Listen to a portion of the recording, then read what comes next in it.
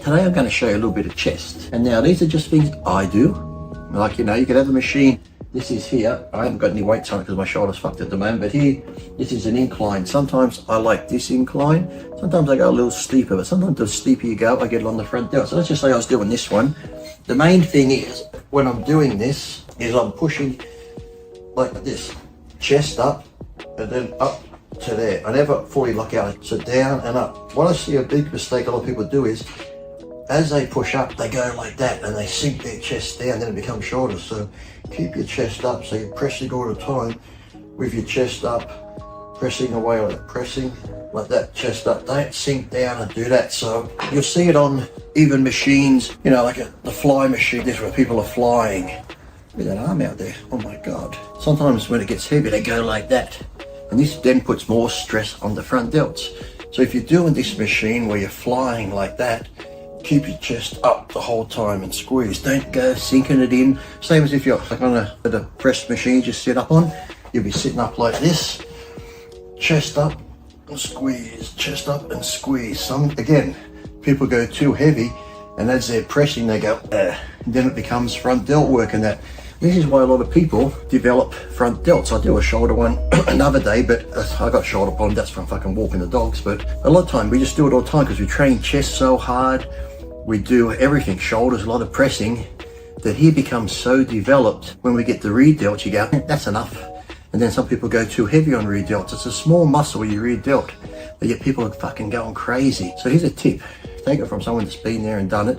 A lot of people have shoulder injuries. Start with rear delts first. That way it warms them up really good. It warms them up and you don't neglect them, because sometimes by the time you've done all your pressing movements, dumbbells, bars, by the time you get to your rear delt, you're like when people put so much emphasis on their quads, sometimes hammies, they go just like that. So when you're doing stuff, really focus. Do the rear delts first. That way it'll help develop a better rear delt, which will help pull your shoulders back, because you see bodybuilders, some of them like that. If they're sitting in a chair, they'll be slouched forward, and this is where it all knots up in here and you get a lot of problems. So if you're doing presses, remember, always up and stuff like that.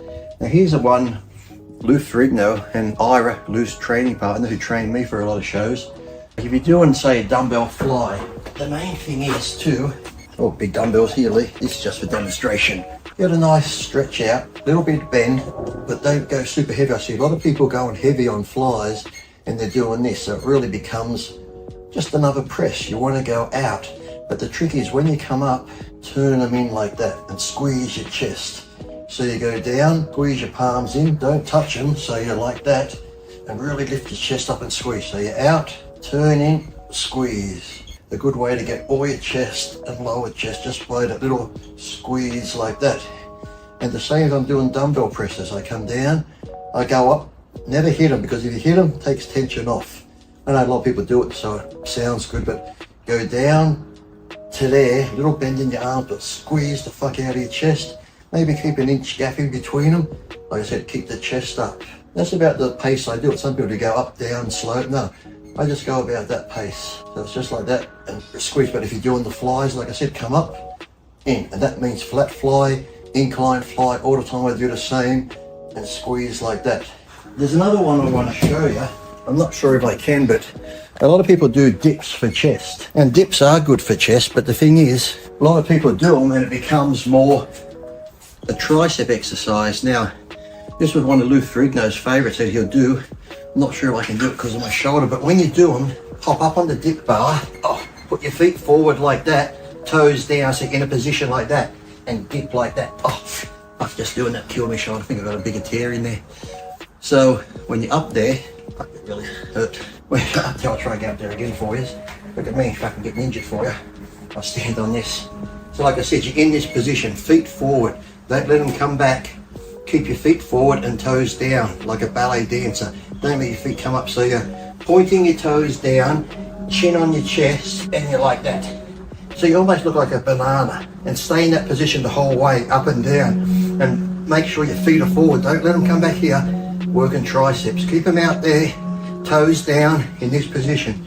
So you're almost bent and dip like that. And really, as you come up, that's one of the best you can get for your chest and all under there.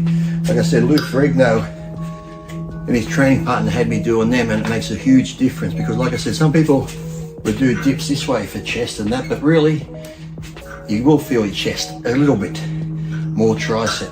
Once I've done stuff, I'll use this rack now, but then I'll just stir it like this. Just do little push-ups, sometimes in between, just to keep the tension on the chest, keep the blood in there, and just stuff like that. Some sort of push-up movements, because push-ups are really underrated. Wide grip push-ups, a bit closer. If you go really close, you get more tricep involved, but I do them on the ground, or you can do them hands on the ground, your feet up on a bench. But like I said, any type of pressing, whether it be flat, incline, whether it be dumbbells, barbells, and keep your focus on chest up and squeeze. Like with the forearm, I've got to do more forearm training. If you have to drop the weight, it's going to be beneficial. It's going to be better for your chest. You want to work your chest. And the fly, as I said, as you fly, come up, turn the hands in. Like I said, don't go heavy where you start doing the press again. No one's going to be impressed with your ego.